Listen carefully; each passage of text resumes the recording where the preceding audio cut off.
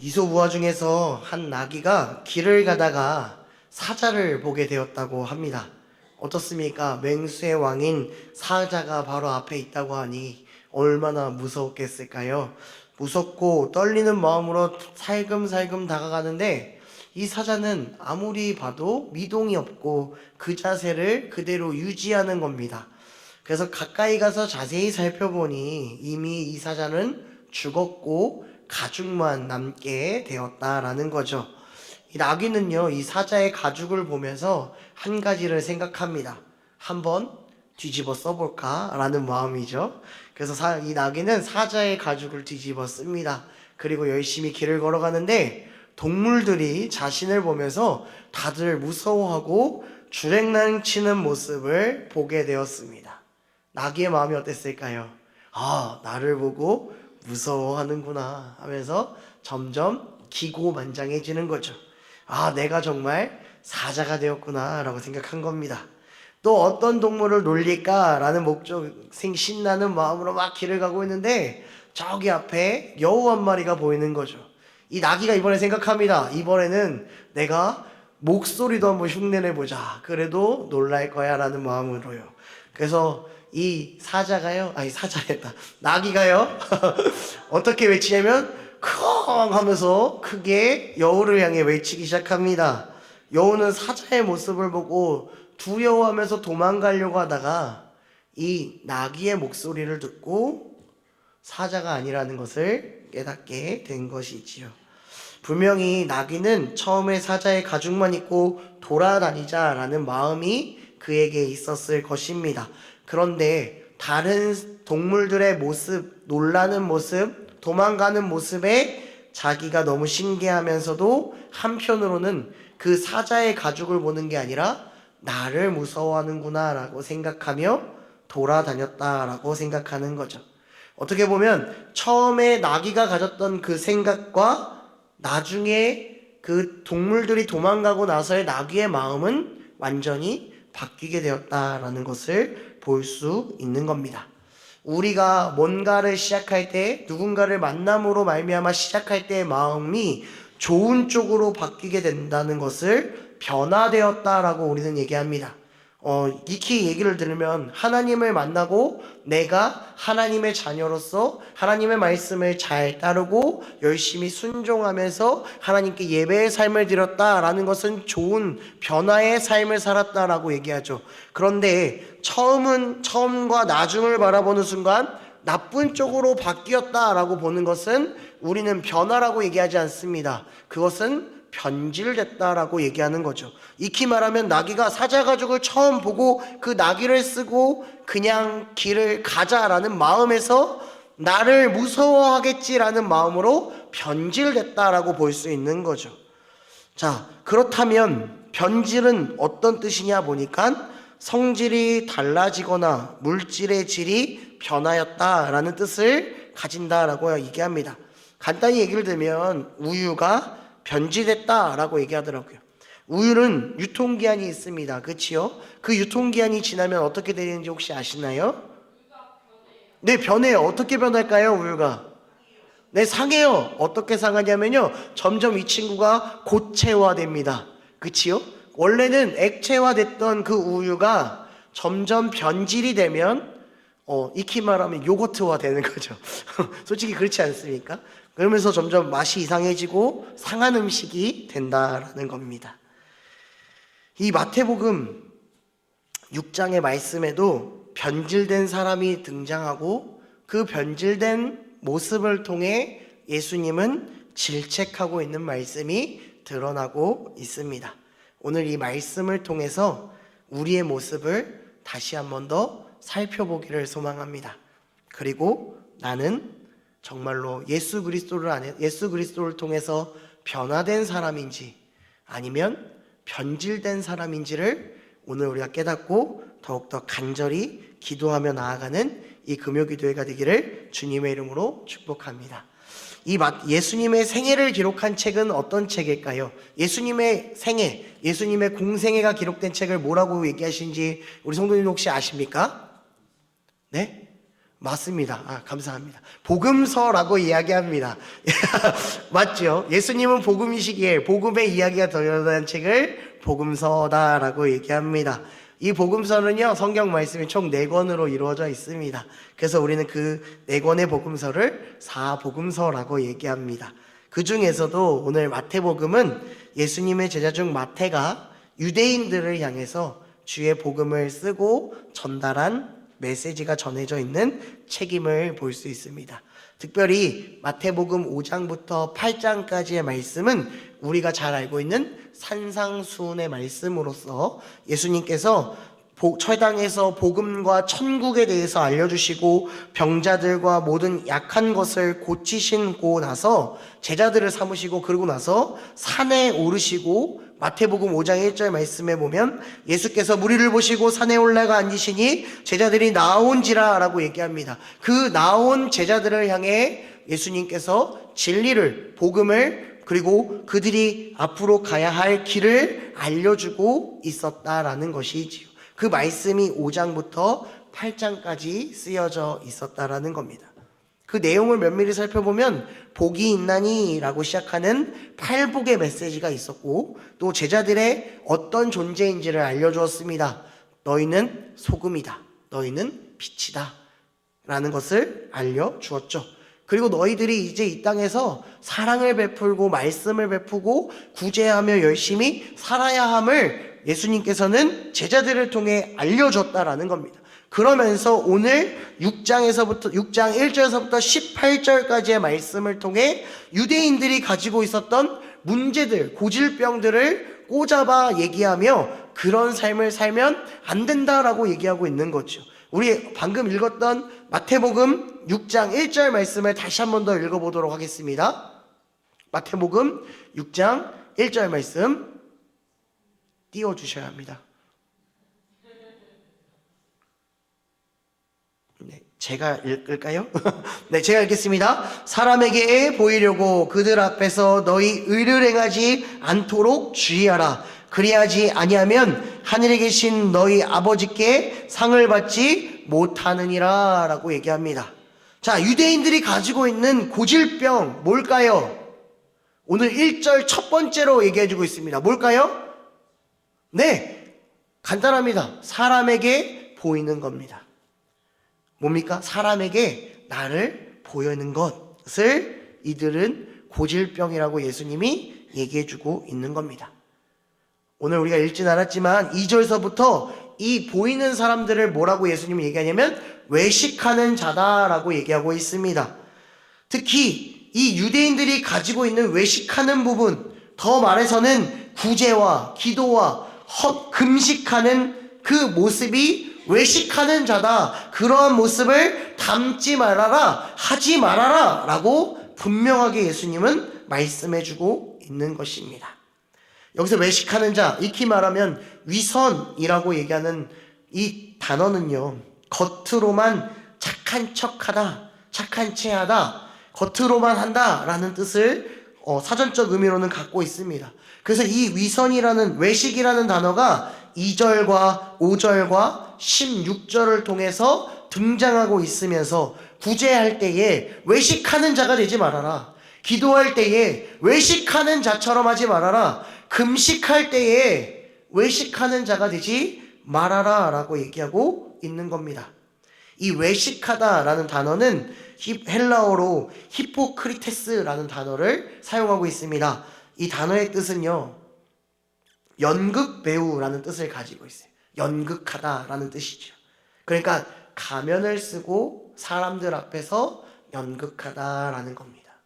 지금 누가 이렇게 연극하고 있다라고 예수님이 얘기하는 걸까요? 바로 유대인들, 바리새인들과 서기관들을 바라보며 콕 집어서 너희들 외식하는 자다라고 얘기하는 겁니다. 이 단어는 성경에서 한 20번 정도가 사용되고 있다라고 하는 거죠. 정말 문제는 뭐냐면 이 유대인들은 외식하는 자가 올바르다라고 그들은 생각하고 있었다라는 겁니다. 구제할 때에 남들보다 앞장서서 보여주는 겁니다. 가서 도와주고 가서 섬기면 나는 잘하고 있는 거야. 내가 기도할 때에 누구 앞에 서서 하나님 나의 기도를 들어주시옵소서 라고 소리 지르며 남들에게 보여주는 식으로 하면 사람들은 뭐라고 얘기하면 와, 믿음이 좋은 사람이구나. 금식할 때에 얼굴에 쓰여져 있죠. 나 금식 이렇게요. 그러면 사람들이 뭐라고 얘기합니까? 우와, 하나님의 말씀대로 참 믿음대로 행하는구나. 믿음의 척도가 이 구제와 기도와 금식에 나와 있다라고 유대인들은 생각했다라는 겁니다. 그게 바로 경건의 척도라고 얘기하는 거죠.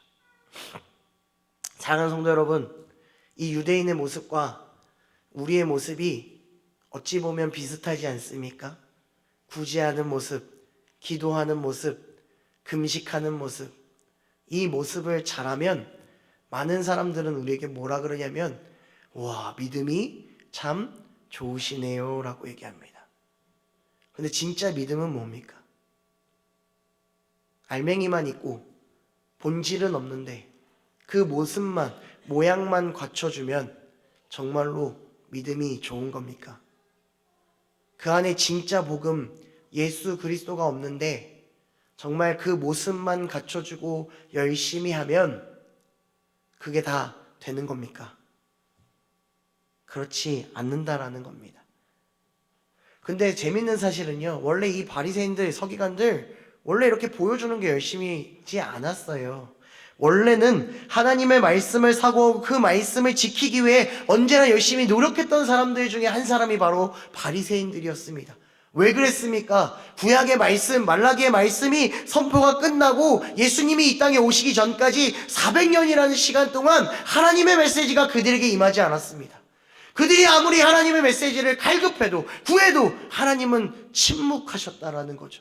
그러니까 그들이 붙잡아야 될 건 뭡니까? 구약의 메시지밖에 없다라는 거죠.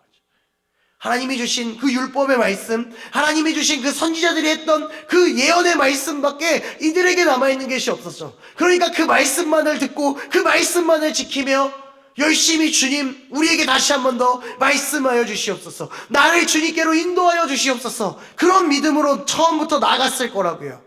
근데 그 믿음이 좋은 쪽, 하나님을 향한 더욱더 큰 믿음과 경건의 모습으로 변화된 게 아니라 어떻게 되었다고요? 변질되었다고요. 그러니 율법을 더욱더 세분하게 해서 더 많은 법들을 만들어 놓고 그것을 잘 지키면 너희는 경건한 사람이야, 못 지키면 예의 죄인들. 기도하는 사람들, 내가 간절히 기도하는 게 아니라 남들에게 보여주기 위한 기도를 위해 기도하는 그 모습이 잘하고 있구나라고 의시되는 것 아니겠습니까? 그게 지금 우리의 모습 아니겠습니까? 내가 하나님만 바라보고 하나님이 주신 말씀만을 묵상하기 위해 그 말씀대로 살기 위해 노력하는 것이 아니라 사람들의 눈치를 보며 내 직분이 이만큼이니까 지금 이렇게 나와서 내가 거룩하게 기도하고 내가 이렇게 기도합니다,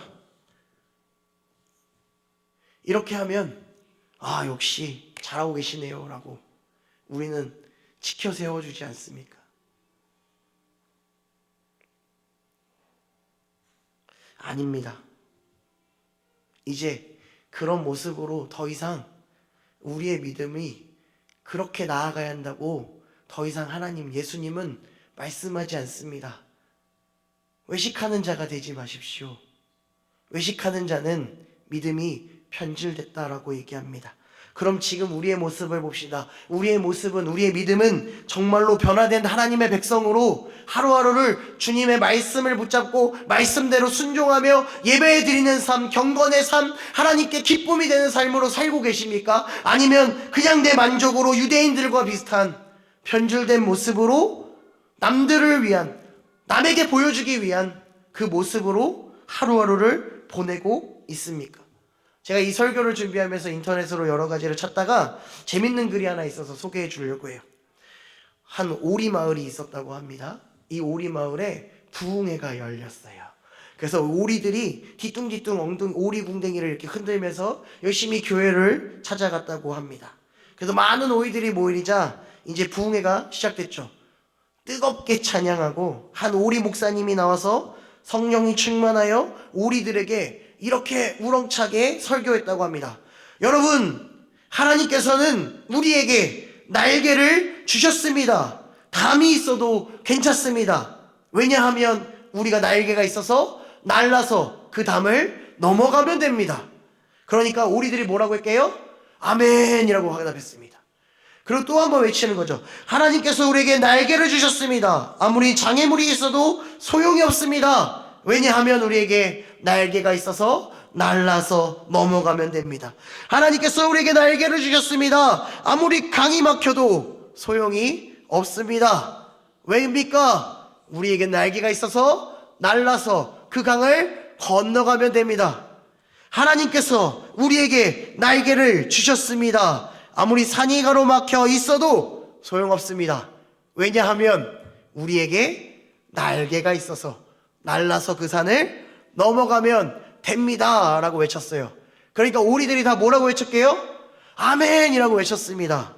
그리고 말씀이 끝나고 입 모아서 오늘 우리는 너무 은혜 받았습니다 라고 목사님께 인사드리면서 집에 돌아갔다고 합니다. 그런데 그 집에 갈 때에 아무도 날아가는 오리는 한 마리도 없었다고 합니다. 똑같이 왔던 대로 뒤뚱뒤뚱 걸어서 집으로 돌아갔다고 합니다. 괜찮습니다. 재밌으면 웃어야죠. 감사합니다. 웃어주셔서. 어떻습니까? 우리도 그렇지 않습니까? 내가 예배 자리에 나와서 목사님들의 설교를 듣고 우리는 매번 아멘이라고 외칩니다. 우리가 그렇게 살아야 합니다. 하나님의 말씀에 순종하며 그 말씀 붙잡고 우리 예배드리며 살아야 합니다. 아멘! 외쳤어요. 그리고 저 문을 나가는 순간 그 말씀 기억하십니까? 그 말씀대로 사십니까? 아니라는 거죠. 말씀은 온데간데 없고 내가 원하는 삶, 내 방식, 내 삶에 원하는 대로 또 삶을 살다가 또 주일날 오면 아이고 하나님 나 또 내 맘대로 살다 왔어요. 죄송해요 하고 또 말씀 듣고 아멘 하고 또 내 맘대로 살고. 사실 이 설교는 제가 많이 했던 내 모습입니다. 제가 늘 그렇게 했다. 하나님 나 힘들어요. 그럴 때마다 하나님 나에게 뭐라 그래? 두려워하지 말라. 어제도 신방을 갔는데요. 목사님께서 이사야 41장 10절 말씀을 설교해 주시더라고요. 제 신방이 아니었거든요. 근데 그 말씀이 그냥 두려워하지 말라라고 했어요. 그래서 좀 힘들고 어려움이 내 마음에 항상 공존하고 있으니 그래 주님이 또 나와 함께 하시니 두려워하지 말아야지. 인도하시면 따로 따라가야지. 나에게 하는 말이구나. 아멘 하고 집에 가서 아이고 우리 이제 어떻게 살지. 또 이러고 있는 거죠. 우리는 늘 그렇게 무너진다고요. 왜 그렇습니까? 왜요? 내 의를 드러내기 때문에 그렇습니다. 하나님의 의가 아니라 분명히 예수님께서는 말씀해 주셨습니다. 마태복음 5장 앞절에 보면 그 의가 누구의 의를 따라야 되는지를 분명하게 알려주셨어요. 그 누구의 의냐? 예수 그리스도의 의를 따라가면 예수 그리스도가 알려주신 그 말씀과 하나님 그 주님이 보여주신 그 길을 따라 걸어가면 아무 문제 없다라는 거죠. 우리는 믿음에 변화된 굳건한 믿음으로 하나님의 영광된 삶을 상을 받으며 나아갈 수 있다라는 거죠. 그런데 자꾸 이 의가 예수님이 아니라 누구의 의가요? 나를 위한 내 의가 드러나기 때문에 믿음이 변질되는 겁니다. 처음에 예수님 만날 때를 한번 생각해 보십시오. 죄인된 우리였던 내 모습을 주님이 나를 찾아와 주셔서 만나 주심으로 말미암아 나를 하나님의 자녀로 만들어 주셔서 기쁨으로 말미암아 주님 감사합니다 외치며 난 주님밖에 없습니다라고 외쳤는데 여러분들 지금 그 마음 어디 가셨습니까? 마치 요한계시록의 예배소 교회를 향한 그 책망의 말씀이 우리의 말씀이지 않겠습니까? 요한계시록 2장 4절 말씀에 보면 이렇게 얘기합니다. 그러나 너를 책망할 것이 있나니 너의 처음 사랑을 버렸니라 라고 얘기합니다. 하나님을 만나고 주님 사랑합니다라고 고백했던 그 나의 믿음이 세월이 지나고 시절이 지나 더욱더 큰 사랑으로 커져야 되는데 이 사랑은 세상의 풍파와 세상의 고초로 점점 깎여져서 이제 조약돌 만한 이 조그만한 믿음이 우리를 붙잡고 있지는 않으십니까? 더 이상 행위를 따라가지 마십시오. 예배 한번 나왔다고 여러분들의 믿음이 충실한 것은 아닙니다. 예배에 왔다고 해서 내가 정말로 잘하고 있다고 생각하지 마십시오. 그런 순간 우리의 믿음은 변질됩니다. 하나님을 만나고 예수님을 알아가고 그 내가 구원받았다라는 그 기쁨, 감격, 감사함, 죄송한 마음을 늘 마음에 품고 그 주님을 향해서 묵묵히 말씀을 순종하며 살아가기를 소망합니다. 우리의 마음속에 다시 한 번 더 주님을 향한 뜨거운 부흥의 불길이 타올라야 합니다. 그러기 위해서는 외식하는 내 마음, 변질된 마음을 주님께 던져야 합니다. 그리고 우리의 마음에 장착할 건 뭐예요? 더욱더 하나님을 사랑하는 마음과 굳건한 믿음으로 주여 우리가 매 순간 예배드리는 하나님의 참된 예배자가 되게 하옵소서라는 믿음의 고백이 우리의 입술에서 아니요 우리의 마음의 고백으로 나아가는 우리 중앙성서교회 성도님들과 제가 되기를 주님의 이름으로 축복합니다. 우리 시간에 함께 찬양함으로